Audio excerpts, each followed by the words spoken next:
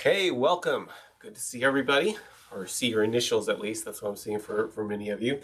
Okay, there should be a thing that popped up with Slido should have popped up, and you should be able to answer this quiz and say how important are your estimates. So then fill that out. Make sure you can get to that. If for some reason you can't, you can go to Slido and just type in that number there and do it, not necessarily in WebEx. So either way works. Make a little change here.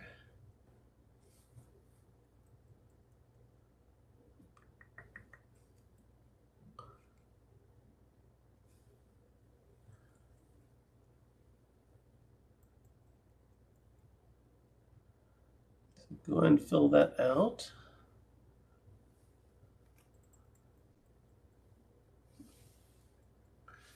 Let's find that option. Okay, so most of us are saying our estimates are pretty important. We've got a few people saying they're not important, neither important nor unimportant. Okay, so next question is, so if 47% of us say they're important, how often are your original estimates correct?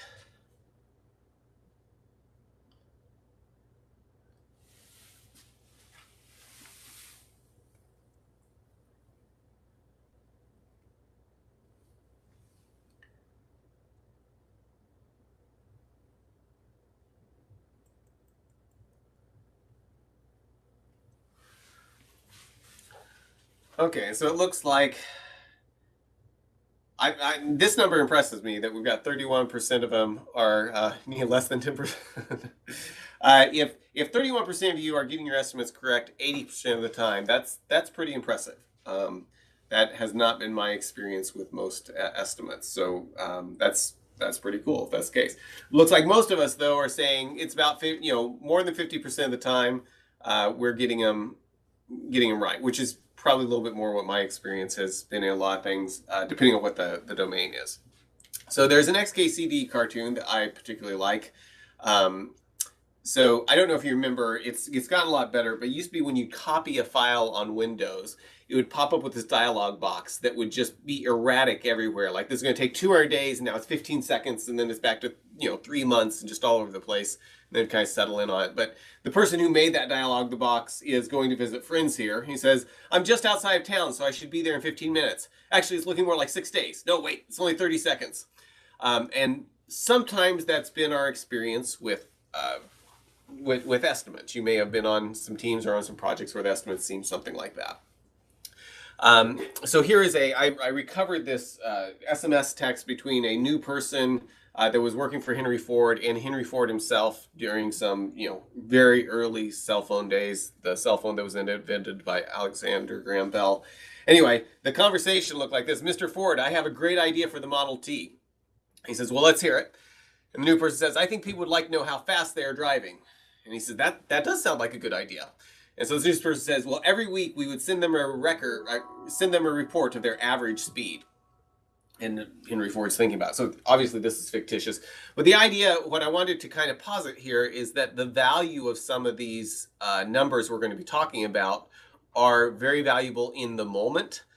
Whereas if they're too far ahead of time or too late after time, they may not provide as much value. So that's one of the things we're going to be kind of looking at here today. Okay, so a few statements kind of ahead of where we're heading. So I am going to make the statement that there is more value in creating conversations about priority than in having a correct estimate.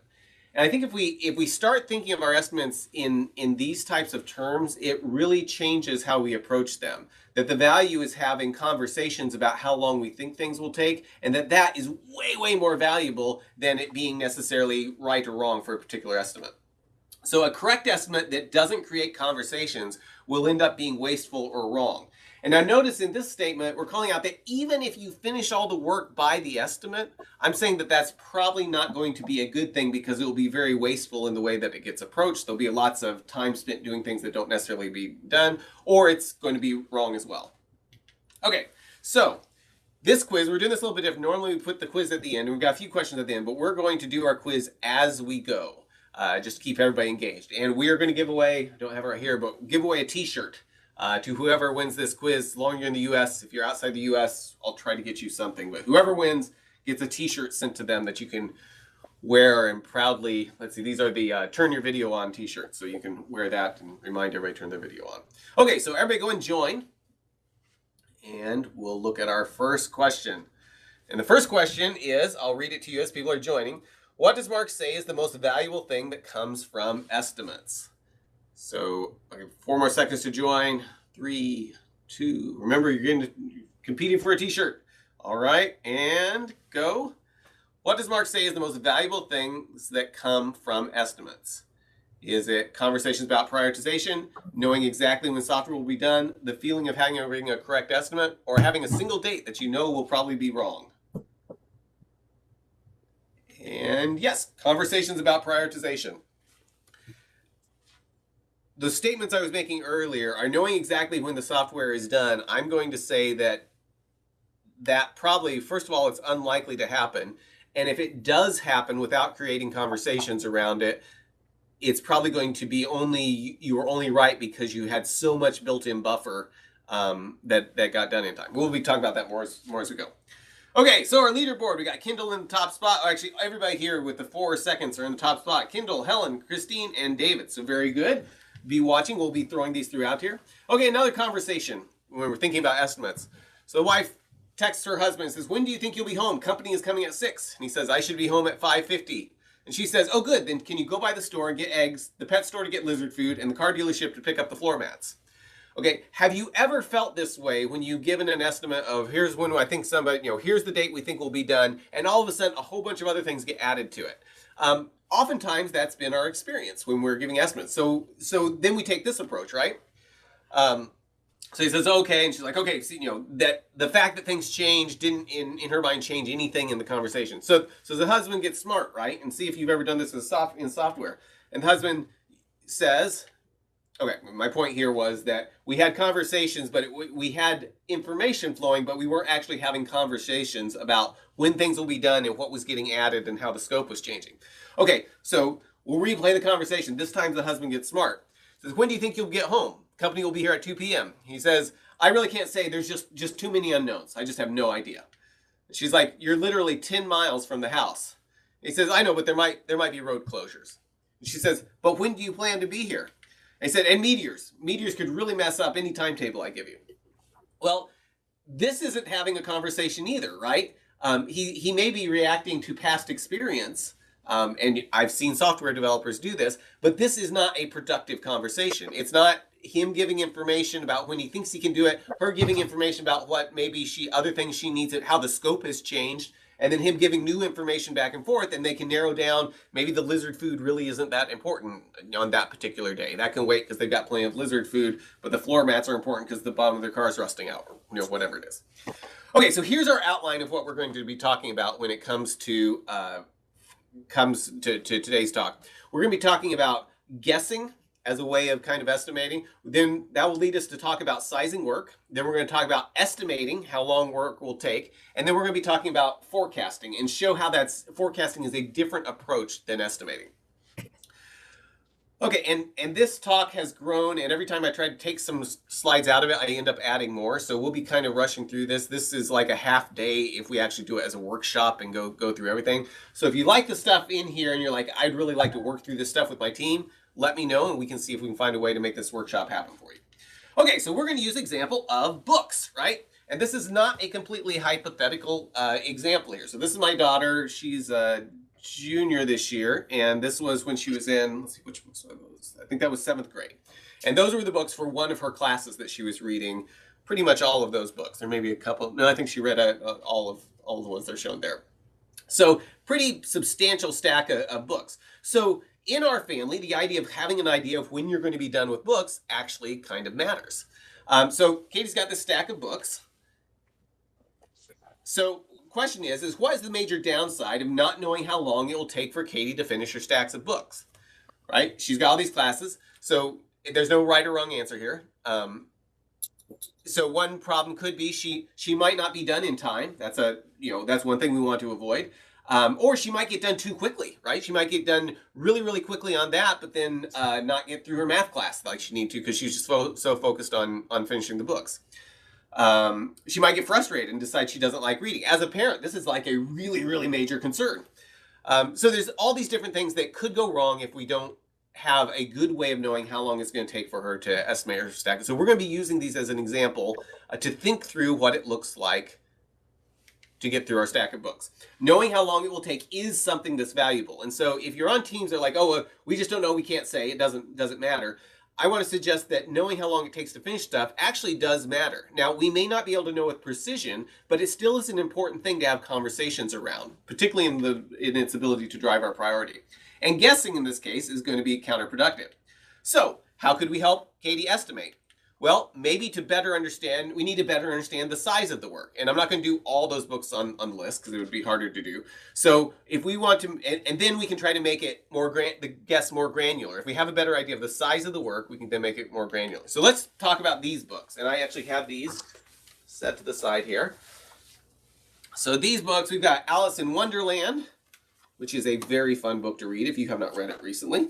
I've got Alice in Wonderland, and then we've got Peter Pan, which is very different than the movie, if you are familiar with the movie. Then we've got, let's see, Pinocchio, The Divine Comedy on the bottom, Moby Dick, and Robinson Crusoe. So we got this stack of books here, and we're going to be talking about how we could size the work for this. So 6 books. Let's say that Katie's reading those 6 books, and she's read the first 3, right? So we got 6 books. She's read 3 of them. What percentage of our reading list is represented by those 3 books? 6 books, she's read 3 of them. Let's see, the one she read was Alice in Wonderland, Pinocchio, and what was the other one? Peter Pan. Okay, so 50%, right? That is a very valid thing. Books, we've read 3 of them. We're halfway done. I can see a lot of you are thinking this is a trick question. I'll just say there's not a right answer here. There are many, many answers that would be correct depending on what you're wanting to do with them, right? Depends on how you count. Yes, it does. It depends completely how you count.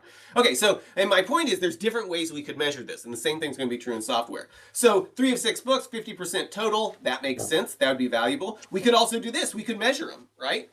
Divine Comedy is thicker than Peter Pan. It probably is going to take longer to read. So if we do that, add up everything, we might be able to say, okay, we've read 7 of 21 centimeters. So we're 33% through the total of all these books. Now, for standard books, that's probably okay. If we were dealing with books like this, where we've got Codex, I think that's Codex Gigas, which is like this massive Bible. It's known as the Devil Bible because of the picture of the devil in it. And then we've got other books like the world's smallest Bible, maybe measuring, because these probably have approximately the same number of words in them. Maybe that's not going to be a really good way to measure it. And this one's probably in Latin, so that would mess up how long it would take to read too. But anyway, we could also measure chapters, right? Yes, we'll be talking about pages too. Very good.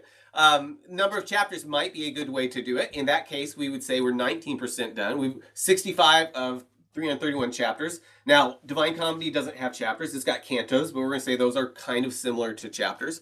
If you notice, though, there's still a wide variance here. Like Pinocchio is a pretty thin book, and it's got 36 chapters in it. Robinson Crusoe is not so thin book, and it's got 31 chapters, so even less. So these are measuring things in a similar realm, maybe, but it's not.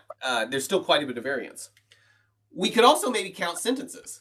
But then we run into stuff like this. We've got Peter Pan, and this is the first sentence of Peter Pan. I love this line. All children except one grow up. And here's a single sentence from Robinson Crusoe. I'm not going to try to read it to you, but that is a single sentence just joined together by commas and semicolons and all kinds of things. That's one sentence there. So there may be a lot of variance if we're looking at sentences, which may be good, may be bad, but this is exactly the same type of thing we're going to see with software, right? Maybe we could count the words. Look at the number of words in them. But that brings us to an interesting point. Would it be worth counting each word in each book before we read it? And at some point, we might start asking ourselves, how much should we invest in non-reading activities to create a better estimate? And this same thing is true with software. We can get to a point to where we're so focused on trying to accurately size things that we invest time in trying to determine the size of something that could be better spent on actually trying to deliver what we're doing. We don't want, if something's actually important to do, we can do so much prep work to try to figure out how big it is that we start cutting into time that we could actually deliver it. So point of that is our precision of being able to size things, there's a point of diminishing returns. So how much should you invest in estimating software before it's counterproductive? And that's a decision you have to make for your team. If you're not thinking about this, you may be doing lots more planning than is actually beneficial to you. Everything is going to have trade-offs. So with what we've talked about, we're going to codify some principles for sizing work. So the units used for comparison need to be similar, right? We wouldn't want to compare the number of words in one book with the number of centimeters in another book. That wouldn't do anything. Now, if we compare the number of sentences between books, there may be a lot of variation, but at least we're comparing things that are similar in some way. Some books, like the Odyssey and the Iliad, are actually 24 books. So if we considered the Odyssey to be 24 books and then compared it to something else and said, okay, that's 24 of these versus one of these, what they call books are actually what we would probably call chapters. And we have the same thing where people call some things a story and other people call it an epic. And the goal isn't here to say these things have to be the same size, but you want to make sure that at some fundamental level, you are measuring some type of the same thing. And the sizes need to be inexpensive to obtain. Time spent determining the size could be spent doing actual work. And so if it doesn't actually help us, if we're going beyond what just helps us decide on what to work on next or whether to do something or not, we may be losing time estimating or losing time sizing stuff that we could be spent actually working on it. Okay, question. So get ready. You should be joined and it should be all up there for everybody. So I'll give you 2 seconds to get your mouse clicker fingers ready. 1, 2, very good. Okay. Question is, units used for blank need to be blank. So units used for delivery need to be granular. Units used for comparison need to be similar. Units used for stories need to be story pointed. Or units used for sizing need to be discombobulated. Lock in your answer. 2 seconds left and we're done. And yes, units used for comparison need to be similar. We want to make sure that when we're sizing things, we've got, however we're doing it, it's something similar. We're not comparing apples to oranges, although apples to oranges probably are more similar than some other things, but we're not comparing. No. Okay, not everyone agrees with that, but that's fine. Give me just a second. I'll mute everybody here. All right. Okay, moving on. Leaderboard, Nicole, Christine, Kendall, and are the top 3 spots. So very good for you guys. Everybody else, you still have a very good chance of knocking them off their high spot there. So pages could be a very easy way to estimate things. It's easy to estimate. You just look at the back of the book. They're somewhat similar in size. So that might be a very good way to do things. Now, we do have pages that are bigger and pages that are shorter. But in general, most books are going to, it's not like one book is going to have 250 words on it and another book is going to have 2 million. Unless you got something really word oriented. So that might be a reasonable thing to do. It looks like the perfect balance of trade-offs. So how would you size work to create an estimate for a stack of books? Based on what we've talked about, what seems to make the most sense to you? There's not a right or wrong answer here. I think in some senses, I've used many of these. I haven't used weight yet, but that's one we could use. Honestly, a lot of times I use the audiobook playing time because I've got an idea of if I'm going to read through this, if I were to read through this aloud, here's how long it would take me. And that gives me kind of an upper bound that's reasonable based on, but you gotta be careful, make sure you don't take the audiobook of an abridged version and try to compare it to it because it's like, oh, this is only 4 hours long and it turns out it's actually 36 hours long or something like that. So most of us, I think I've convinced most of us that pages are a reasonable thing to do. Like I said, there's no right or wrong answer here. These are all very valid. Well, most of them are valid. The weight I don't know about. But these are all ways that we could size things. But I forgot to ask something in the example here we're talking about with Katie. What does it mean to finish reading something? And if we don't ask ourselves that question, we may end up working in units that do not help us actually deliver whatever it is we're trying to deliver.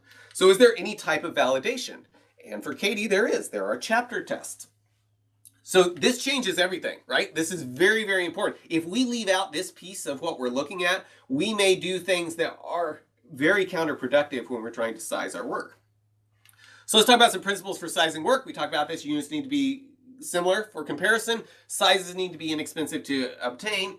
And you need to be working in units that can be completed with no hidden work. If we leave this part out, it's going to be where we run the risk, very easily run the risk of it being counterproductive, of we're spending more time trying to size stuff than actually is going to give us a return on investment. Okay, so quiz question again. Get ready. Give you 2 seconds. Get your trigger fingers ready. 2, 1, and go. We need to size work so it can be completed, what? Without changing more than 10 lines of code, with no hidden work by one developer, or without talking to the customer. I'll give you a hint, the without talking to the customer is definitely not the right answer there. And yes, with no hidden work. We want to size the work so it can be completed without having other hidden work out there. Let's see who's in our top spot. We've got Nicole pulls into the lead, pulling away from the pack by 2 seconds, followed by Kendall, Christine, Greg, and Chris. Very nice. Chapter tests. Chapter tests are probably the most appropriate units of work in this case because it allows us to follow all 3 principles. So what might be analogous to chapter tests in software projects? So we've talked about this related to books. Now let's think about software. No right or wrong answer, but just on your particular team, what do you think is most analogous to chapter tests in the software projects? QA testing, unit tests. So I think we're saying something that's getting something all the way through to where it's passing the QA testing. Successful unit test, a sprint, delivering working code, unit tests, sprint completion, demo.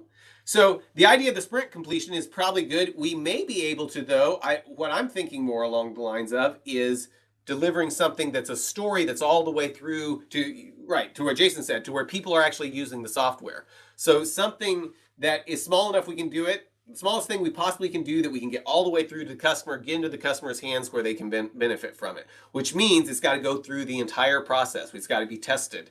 And it's got to start being able to be used for people. Katie reads the chapter, she does her test on it, and now she's able to apply those things to her life and bring them up in conversations and look really smart when people are doing various things.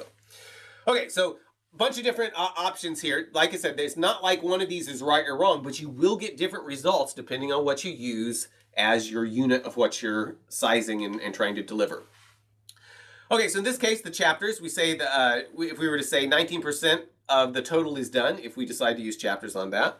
So what about software? Well, things we could use for software, we could size things based on the characters and tokens. And this may sound crazy, but I've seen some stuff from the 60s and 70s where they were actually trying to estimate the size of software based on the number of tokens or the number of words that would need to be typed in the software to produce stuff. So that is something that we've tried. Now, I don't think it was particularly effective, but it was something that was being done in kind of the early days of software development. Or estimating the number of functions, features, or epics. So what does your team use for sizing work? What are you using today? Actually, we're short on time, so I'm going to go on through this because I want to make sure we get through everything. And like I said, every time I try to remove slides, I end up adding more. So we'll just keep moving. So here's an idea of, on one axis here is how hard these things are to obtain and the level of granularity. And what I want to suggest is over here, yes, very good question. Is it in Latin or English, or is it in Italian, I think is the original. But yeah, it could be in Italian, there probably is a Latin translation. In this case, we're going to say English. But yes, if you have to go out and learn Italian before you can read the book, it's going to take you significantly longer. So on this, if you notice, we've kind of got a curve here, right? Our 10-year plan, if we want to work at that level of granularity, that's hard to obtain, right? A 10-year plan is going to take a lot of effort. Now, an epic takes less effort and is more granular. But then we can come all the way over here, and if we end up trying to say we want to estimate in terms of characters, that's probably going to take a lot of effort to obtain anything that's meaningful in the number of characters that we're going to have to type to do this. But it's really, really granular. And if we graph these out here, it looks like there might be a sweet spot right here where something is pretty easy to obtain and is moderate granularity. The granularity isn't starting to make it to where it's harder and harder to obtain. And I would say that's, for most teams, a small user story is what kind of hits that sweet spot right there, because it's going to be something that's small, it's valuable to the user, it's something you can demonstrate, it's testable, and it's independently deployable, kind of like the chapter test. We can deliver this and take it all the way through to production and say, this is done, we are complete with this, now we can move on to the next thing. Okay, that brings us, so that was our first part. So now we're going to talk about sizing. Now we're going to start talking about estimates. So I've got a brief thing here in the middle I want to show you, just some things coming up. Now they've hopefully got everybody's attention. I've got this is a paid class I'm doing, and many of you probably got a email about it, about improving your Agile skills with key ideas from these 5 business books. We're going to be taking 5 weeks, going through, looking through, studying the summary of a business book, and then talking through how that applies to the Agile principles. Since it's a paid class, it will be a smaller group of people, so we should be able to have a lot of interaction and discussion. And what I find when I'm reading business books is usually there's all these different strategies and things that relate to my ability to follow the Agile principles. But oftentimes we don't have time to read a bunch of books. They'll take 7 to 14 hours to read, which is oddly appropriate for the talk we've got. How long does it take to read books? So we're going to be using summaries to make sure we get the key ideas, and then really working through how to do that. So there's a URL there. I'll send out an email to it. But the other thing I wanted to tell you is if you're at all interested just in the idea of summaries, here is a book. I'll throw it in the chat. This will get you, if you type in your email there, it helps me because it raises the profile of my stuff on maven.com, but it will send you a link to the 5 dysfunctions of a team. So you can see with the video summary. It's very, very worth reading. Very, very worth listening to. It's just a 12-minute video. It will be a very good investment of 12 minutes to do that. It helps me out because it raises the profile of the things on maven.com of the class. But even if you're not interested in the class, if you're interested in the 5 dysfunctions of team, or if you just want to help me out, go and click on that link I just put in the chat. Type in your email address, and that would be a great benefit to me. And I think it'll be a great use of 12 minutes to take a look at that video. You'll just send you an email link to it. Okay, so back to our regular programming. Okay, estimates. So now we're going to be talking about estimates. So we got all these books, and we're trying to figure out, we decided chapters are reasonable ways to size them. How are we going to figure out how long it takes to read an average chapter? Well, we probably also, and let's say we just say, we're going to just kind of guess at this point, say it takes about an hour. That's reasonable for a lot of books. It'll take about an hour. We could read a chapter from each book and time it and get an idea. But let's say it takes an hour. And then we might say, well, how long does it take for each test? Well, maybe we've got some experience and we'll say 30 minutes. Or maybe we're just guessing, to start with. And we'll reevaluate as we go. So we could do something like this. Say we've got 331 chapters. We think it'll take us an hour and a half to read each chapter and go ahead and do the test. So we might say it's 496.5 hours.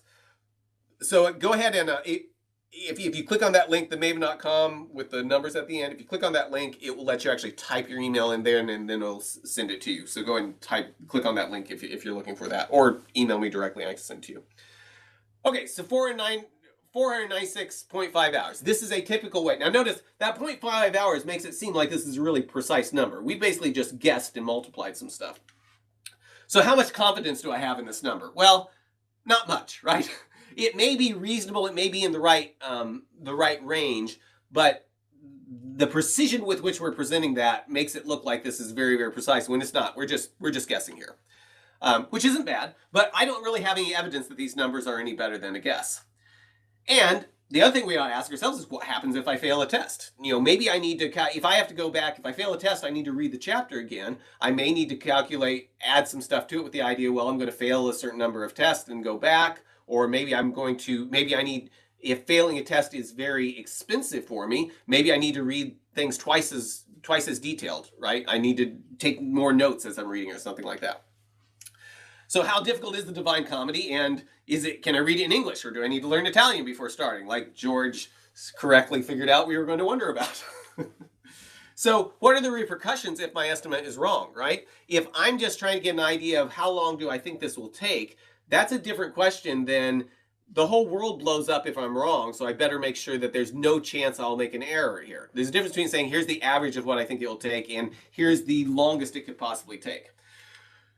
So this is what happens so often is we say, well, maybe I should triple the estimate just to be safe. Now, you don't have to raise your hand. Okay, well, you can raise your hand. It's probably safe to say that most of us have done something like this, right? Like, okay, we're not going to use this number. We're going to just triple it to be safe. Did tripling make things any more accurate? No, it didn't. We don't have any more reason to trust this number than this number, other than the fact that there may be a better chance we'll finish stuff just because it's further in the future. But that's very different than having a number that's allowing us to be accurate and inspire conversations that help us make better decisions about how we deliver the software. Double the measure and increase the unit of measure. Okay, so imagine this. Talking to Bob and say, Bob, can you estimate how much a blue whale weighs? And he says, 211,269 pounds. And you say, that's awesome. How'd you come up with that so quickly? And he says, well, I guessed 70,423 pounds and then multiplied by 3 to make it more accurate. It's like, your use of mathematics practically guarantees it will be an accurate number. Well, this is stupid, right? Multiplying by 3 makes it nearly impossible to actually have conversations about the estimate, because we're taking a number that we have some reason to think might be accurate and then doing something to it just to say, this is just for safety, but now I can't have any conversations about, well, is it really worth doing? Because we've got numbers that really are meaningless that we're dealing with here. And I can't remember if this is anywhere close to what a blue whale weighs or not. Okay, so this is a video my kids and I are watching this week. This is from Studio C, and a 3-minute video of something like Star Trek.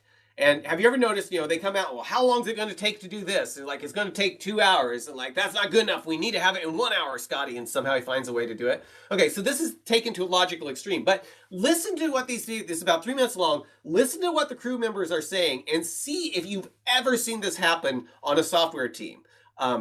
See if there's any similarities whatsoever to software teams.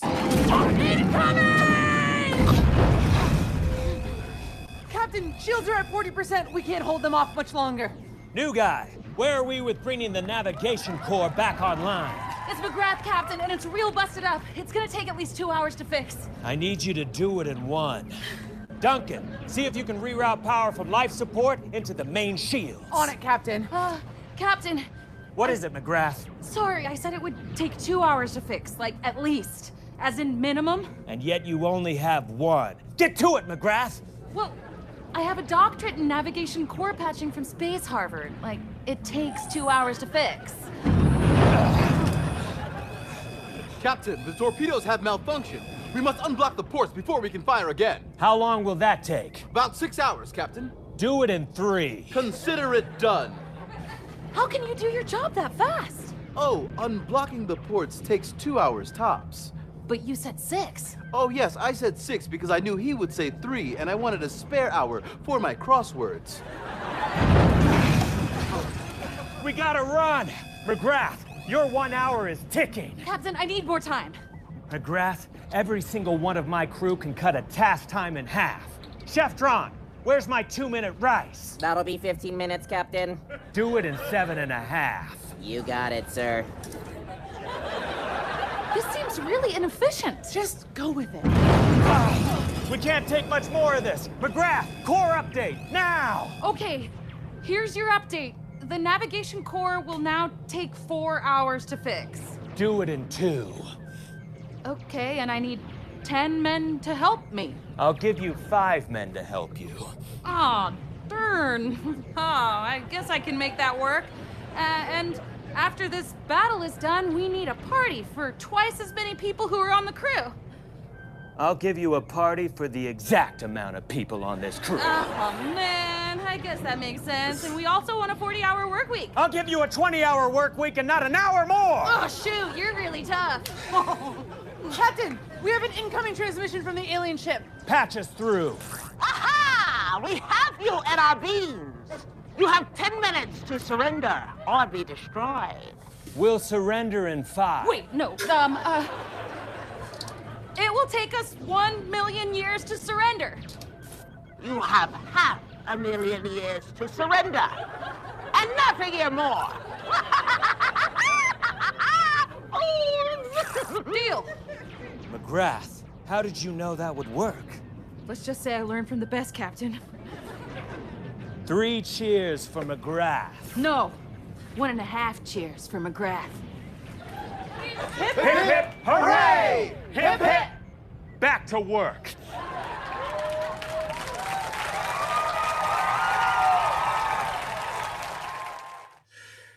Okay, I like the comment where somebody said this would be funny if it wasn't so close to home, right? If it wasn't so realistic.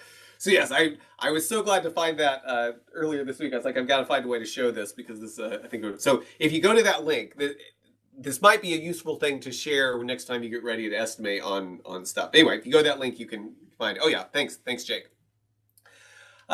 Okay, so have you ever done something like this for software development? Yeah, probably most of us have. It doesn't feel very. It feels like this isn't very accurate, right?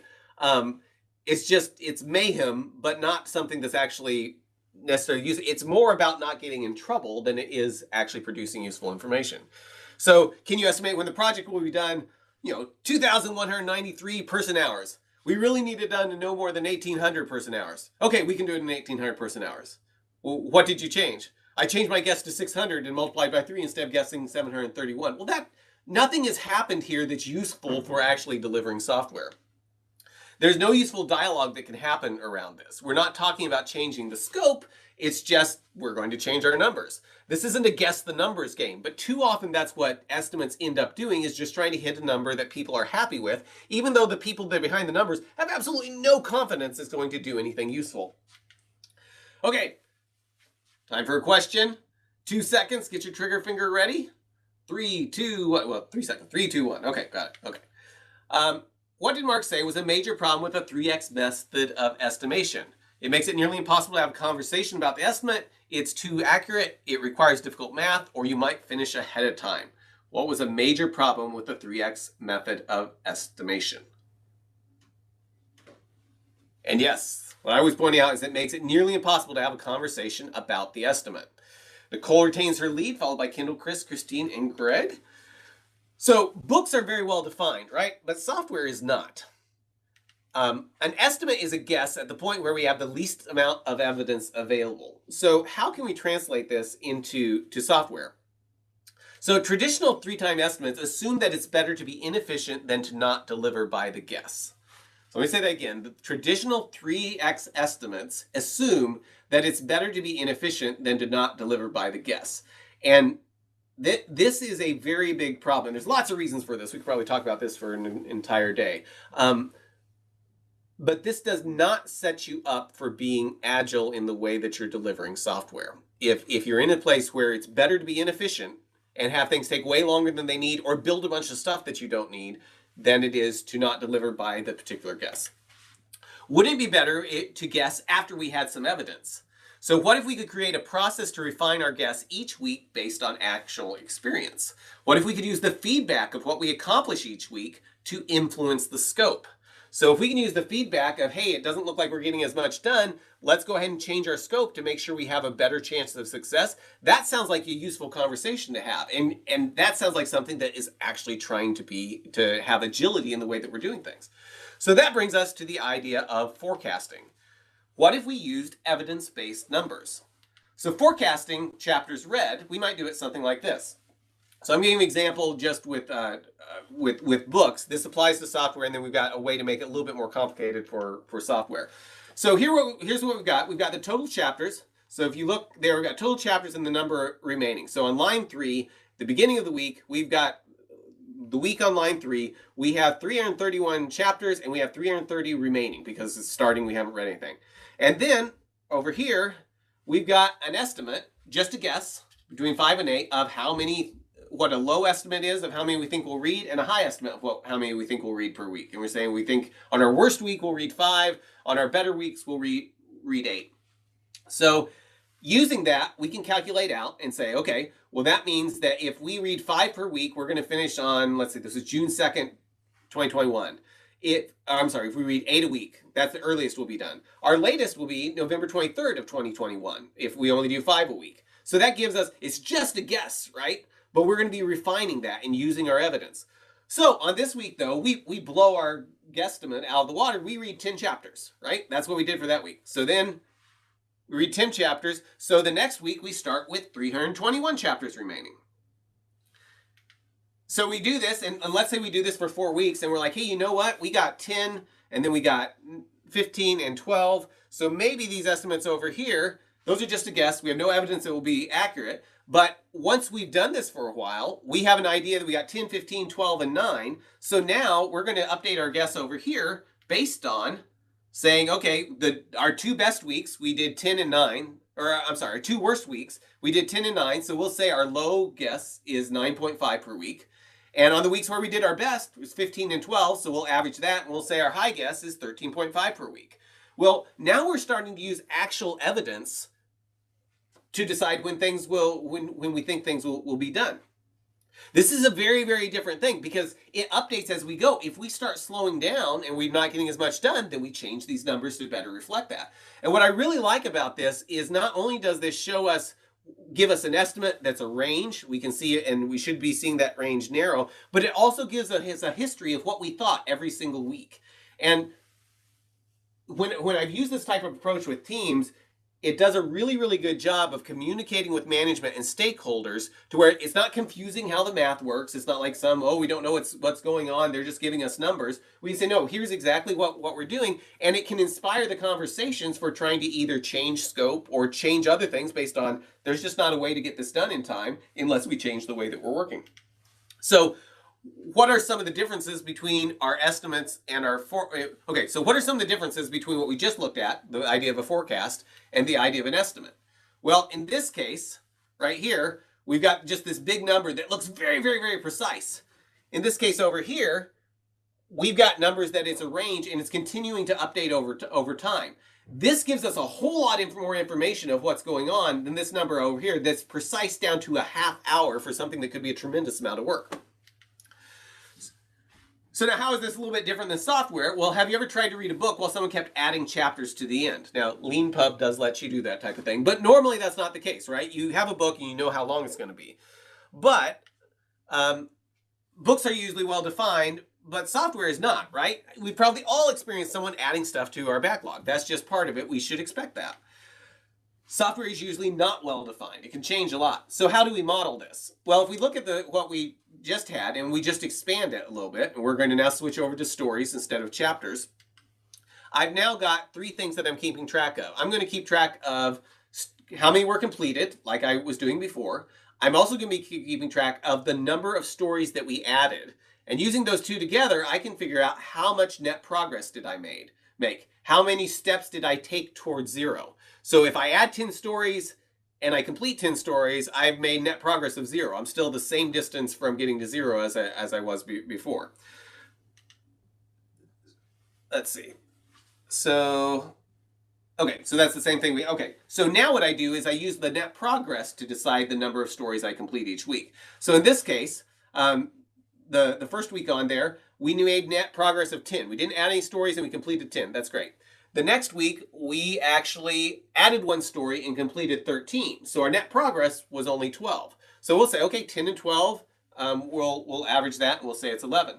These other weeks here on lines 5 and 6, 1 week I didn't do anything. I made no net progress. Now I got a lot of work done, right? We did 15 stories completed. That's great. But every one of those stories was split into another story or another story was added. So our net progress was actually 0. So we're going to factor that in. The 6th week, we added 2 stories and we completed 11, so our net progress was 9. So we'll reflect that here. So this is a very useful way of having conversations. If you're finding that you're adding stories as fast as you're completing them and you're just, running in place, that's a good conversation to have about what can we do what should we change? If we don't like the results that we're not getting any closer to 0, what can we change? Is it because we need to take things out of scope? Is it because we don't understand what we're doing? Or in some cases I've seen it's because every story we produce, we don't actually test it all the way. And so it comes back with 2 or 3 things that get put on the backlog to try to fix the stuff that we're saying is done, but isn't actually done. So this approach, and I think I've got where I can send it. I'll send a copy of this spreadsheet out to you because it's kind of fun to play with, and it's a good starting point for things. Okay, so does this report make sense? So I'm just kind of get a feel for this. Yes, it's perfectly clear, or no, walk through it again, or maybe I think I have the general idea. We probably won't be able to go through again, but I just want to get an idea of how helpful that actually was.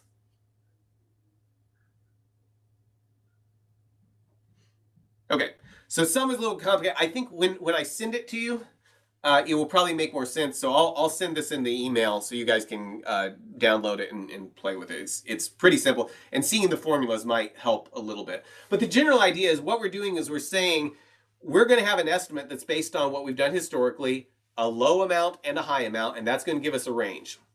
If stakeholders do not like what that range is telling us, then let's change what we're doing to get to a range that we do like. Because if our range is saying there's a good chance we're not going to make it, we should do something different, right? If it actually matters, either move the date or change what we're doing. So imagine that you're looking at the road, you're driving, and you say, I'm going to look at the road and adjust my steering every 10 minutes. So I'm going to go like this, like, okay, I know I'm on the right track. Now I don't have to pay any attention because I'm locked in and this is what I'm doing. Well, after 10 minutes, well before 10 minutes, probably within a few seconds, you are not going to be headed where you want to go and you're going to end up in the ditch. That's not how you want to drive. Over here, saying I'm constantly going to adjust the road, constantly watch the road and adjust my steering, that's how you want to be actually approaching your forecasting. You want to make sure that you're continuing to adjust as you find out things. If you're not doing that, you're not going to have any agility in the way that you're doing things. Okay, quiz question. Hey, I got through that pretty good. Okay, I think I did manage to take out some slides. And there's the whole Monte Carlo simulations, which does things similar to what we're doing there. It's, I feel it is more accurate, but if the main thing we're looking for conversations, I would rather have a spreadsheet that is less accurate, but it presents things in a way that executives and stakeholders can have conversations about. To me, that's more important than if I try to do something to where technically it's more accurate, but it's just black magic and no one understands it. I'm better off having the conversation. So if people understand the Monte Carlo simulations, that's awesome. But if they don't, I'd rather have something that's simpler to understand, even if I give up a little bit of accuracy for it. Okay, question. What is a key feature of a forecast? Number 1, it gives you a single date. Number 2, it's hard to understand. Number 3, it tells you the weather. Or number 4, the range adjusts as you acquire more evidence. What is a key feature of a forecast? And yes, the range adjusts as you acquire more information. Instead of having a single date, we're forecasting and we're trying to make sure that we quantify how much we do not know. Instead of having a single precise, this will take we'll finish at 2 o'clock on this particular date. That sounds, 2:15 p.m. on this date. That sounds really, really precise. What we don't want to do is have a number that is so precise that it gives people an unjustifiable sense of certainty. We want to make sure that we're building in the sense of uncertainty, because if we have uncertainty built into things, it's a lot easier to have the conversations about how do we restructure our work in order to have the best possible outcome. If everybody's certain you're going to be done, it's going to be like the thing like, oh, you're going to be home by this particular time, go get the lizard food and all these things, and we're good to go. We want to have the uncertainty built in, but providing that information and explaining how we're calculating that information is what can launch the conversations. Okay, we've got Nicole, Christine, Chris, Kendall, Greg. Okay, hidden work. Hidden work is the bane of accurate forecasts. Have you ever been in a situation where the last 10% takes 90% of the time? That's a pretty common thing to have happen. We expect software projects to work like this, but instead, well, I thought I had a different graphic there. I don't. Never mind. Okay. Well, this is how we expect to have stuff, where we just are making incremental improvement. That's not how software projects work a lot of the time.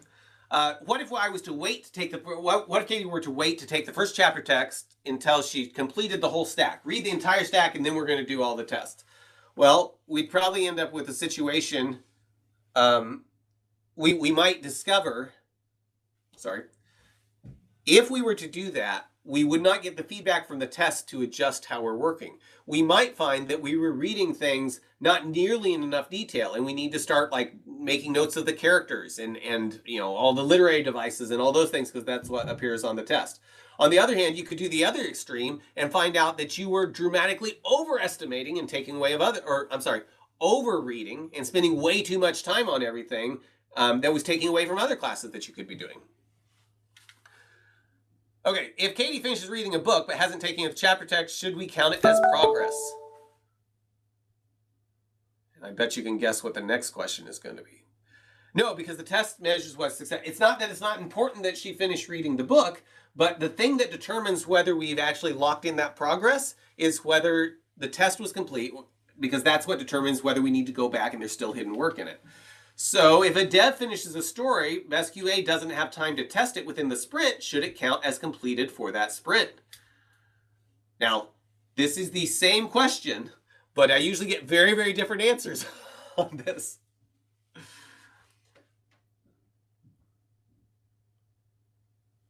So yeah, so either of these saying no because there may still be work, or we shouldn't count it as done until it's tested and deployed to production. Those are both in the same vein here. But notice a lot of us are saying yes because the dev part is done. In my experience, and not to speak for any of you that are in this 9% here, but in my experience, this is a sign of a need for more teamwork within the team.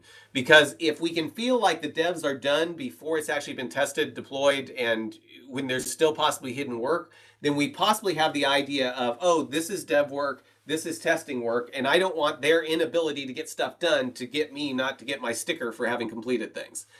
When in reality, we need to be looking at how we actually deliver the thing all the way through. And that's not to criticize anyone that's down here, but there are, usually this represents usually the way that you fix this is create teamwork to where we're all in together for delivering all the way through to the customer. Okay, so this is what happens a lot of times. So if that 100 is 100%, I need to figure out how to get rid of that 125.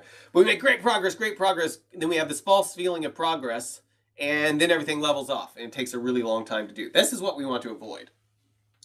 So some principles for forecasting, what we've talked about. We want to measure all the way through, no hidden work. We want to build in the ability to change. Often the way we do that is by investing in tests. We want to use the past to forecast similar things in the future. Don't expect 4 weeks when the team is fully dedicated to predict how much you'll get done over Christmas break. If you're going over longer periods of time, then it's probably going to be fine, but don't, think about what you're actually using for your forecast. Principles for sizing work. Again, units used for comparison need to be similar. Sizes must be inexpensive to obtain and can be completed with no hidden work. A forecasted date range is feedback. Feedback will let your team adjust its behavior to achieve an optimal outcome. So here's a conversation. How are we doing time? Okay, good. So somebody, let's say this is a stakeholder saying, does it look like we're going to be able to finish this story in time for QA to look at it before the end of the sprint? And somebody says the scheduling part of this is more complex than we thought. If business is involved in these conversations and is looking at, where are we, what's our speedometer, how are we doing on finishing things, they might say something like, we want the scheduling part eventually, but if it works manually, we have everything we need for today. So let's go ahead and split that and deliver it and move on to something else. So then somebody's saying, then let's put the scheduling part into another ticket and prioritize it against everything in the backlog, and business is saying, perfect, there are 100 other things that we will want before the scheduling. Conversations like this are very, very valuable in your ability. Conversations like this is what it means to have agility, right? We were headed one way, discovered something was hard, decided that the value of doing that at this point in time is not worth completing all of that because we've got what we need in the little piece we've done so far. So now we're going to deprioritize that and work on something. That's what it means to be agile. But you won't have conversations like this unless, one, you've got all the right people in the room, and unless, two, you've actually got a good idea, the people in the room, in this case, like the business, has an idea of the repercussions of not doing this. Now, maybe they say this is absolutely worth it, we're going to invest in it, that's fine, but unless they've got an idea and are thinking in terms of how does this push out our date or bring it in, there's no incentive and there's no feedback of why they might want to do this. Okay, so in the workshop, I go through and I look at examples from other companies. We won't have time to talk about that today. But now let's come back to the statements I made before. There's more value in creating conversations about priority than in having a correct estimate. And a correct estimate that doesn't create conversations will end up being wasteful or wrong. And that's what led us to the idea of forecasts as being an optimal way or a very good way of making sure that we're creating those conversations. Okay, so a few more quizzes and we'll see who the winner is. So get your finger ready. We're just on time here. And the question is, forecasts help teams get better at making people work faster, showing off our spreadsheet expertise, adjusting the sequence of work to increase the chances of success, or providing even bigger buffers. We'll multiply everything by 4 now instead of 3. What do forecasts help teams get better at? So they help us get better at adjusting the sequence of work to increase our chances of success because they give us the feedback that we can use to drive our sequencing and splitting of stories. Okay, Nicole, Christine, Chris, Kendall, Greg. Got, I think, 2 more questions here. In the example of the team deciding to defer the scheduling functionality, why were they able to make that decision? Was it because the Scrum Master took charge of things, because the developers know how to get things done, or because business was collaborating with the team, or because they were wearing lucky slippers? I'm a big fan of lucky slippers, but that's not the answer, right? It's because the business was collaborating with the team and was there to provide that guidance. That's why Agile says that we should be working daily with the business, because if we're not, these types of things cannot happen. Okay, I think one more question here. Let's see if you can maintain, who can maintain the top spot. What happens if we try removing testing from the definition of done? We will create hidden work, the developers will work faster, we can use shorter sprints, or the delivery date will be sooner. What happens if we try to remove testing from the definition of done? And the answer is yes, we will create hidden work, right? Because we won't know if we're actually done or not, and we may not discover it until way on down the line when somebody tries to use it and it either does or doesn't do what we expect. Delivery date will be sooner. Depending on how you're working, maybe you can push it to production, but usually that's going to slow you down and move the date out, unless it doesn't matter if it works or not. Okay, and Nicole, you took the top spots. Good job, Nicole. Congratulations to Kendall, Chris, Christine, and Greg for the next spots. But Nicole, send me your address, and I will get you your address and your shirt size. And what do I have? If you want a t-shirt, I have every size. If you want a hoodie, I have every size except large. So your choice, send me an email of what you want and the size and address, and we will get that out to you later this week. Okay, feedback. Got a couple questions for you here in the feedback. Please take the time to fill it out. This is very helpful to me. It also gives you a chance, if you want that, I'll put it here again. If you want to take a look at that 5 dysfunctions of a team, this will give you the link I just put in there, or you can put it in the feedback and I'll send it to you there as well. Also, I've got a place, if you are interested in having a discussion of, if you'd like to have this as a longer, more in-depth workshop for your team, put your number in there and I'll give you a call and we'll talk about, see if there's a way we can come up to make that happen, because I'd love to, this is a fun thing to do with teams and usually it's pretty helpful. We've got much more in-depth one. I'd love to fill it out, or love to do that with you. But please go ahead and take the time to fill this out. Really appreciate it. Okay, so are there any questions, ideas, or aggravations? Oh, I think I've got a thing here that may have Q&A if anyone filled it out. I don't know if anybody did or not. Let's see. Okay, cool. Any questions, concerns, aggravations, disagreements, better ways to do things? I would love to discuss.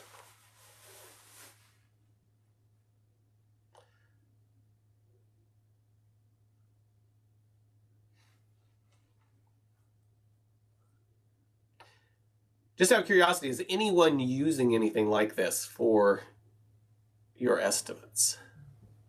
Hello, Mark. Happy Hello. New Year. Yes. Yes. We just have had the new schedule for the current year, and there is a certain estimate of how much person days are assigned to our team, and company decided it would be a good idea to assign to our team 3 more people's work and no people.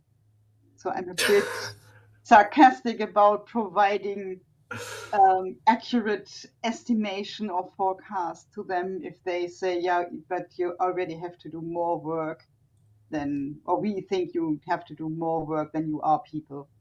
So I'm on a bit sarcastic spot at the moment.